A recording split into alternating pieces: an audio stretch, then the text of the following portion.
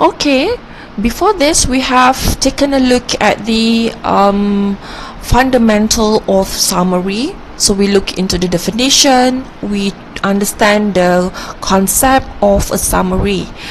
So now let's move to how to summarize. We're going to look into the steps of making a summary. So step 1 is read. Reading is very important, so that is why you need to do it carefully. Reading will help you to understand the context and what is actually the author is arguing. If you are having a long text, you might want to consider of having your own notes, or you might want to consider of highlighting or underlining the important passage or passages. Step 2 is write. For a long text, you might want to consider of having or identifying the main points first before you start to write. If the text has different sections or chapters, you might want to focus on each sections or chapters so that you can write according to the structure of the presentation of the original text. Please bear in your mind that writing a summary should be from your memory, from your understanding. Why? Because we do not want to repeat the same words or construction of sentences. Moving to the step 3, which is checking. So here you need to make your comparison. You need to compare your draft with the source text. So what it means here is that you have to make sure that you are having the same main ideas and you are keeping the original concept of the text. However, you might want to consider of having your own words. Step 4. Now let's move to revising. Sometimes the text is too long, so here you might want to consider quoting. Why? Because sometimes when it comes to long texts, they have a lot of important information, so you don't want to miss them, right? So quotations will help you to reduce the difficulties of summarizing.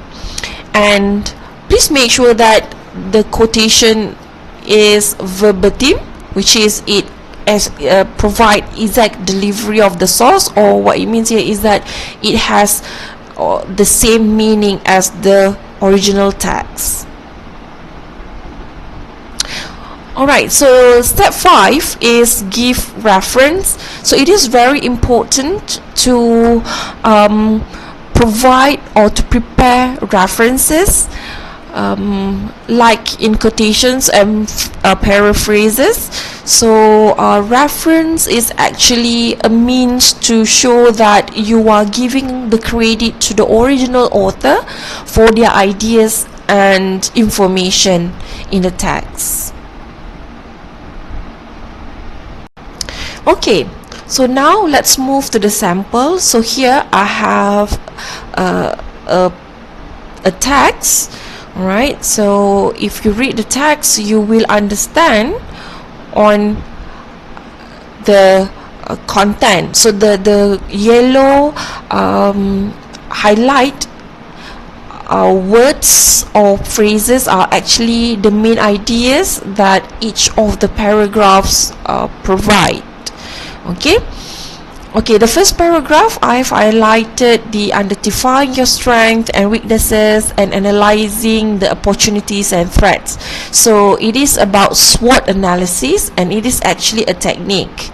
So SWOT helps in understanding. So here I highlight the understanding, and it also helps to manage and eliminate the threat.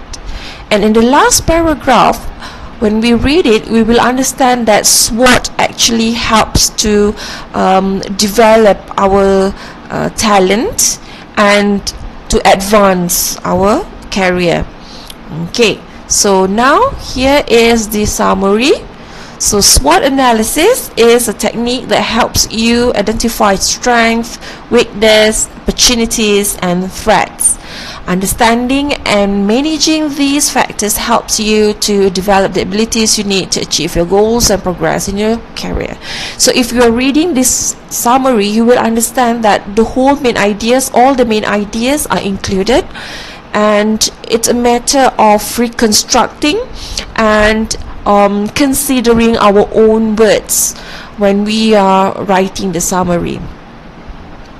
Alright, so here are all the references that I've used throughout making these slides, the presentation slides. So I really hope that it will be a huge help for you in understanding the context of summarizing, and hopefully in future you can make use of what you have learned today.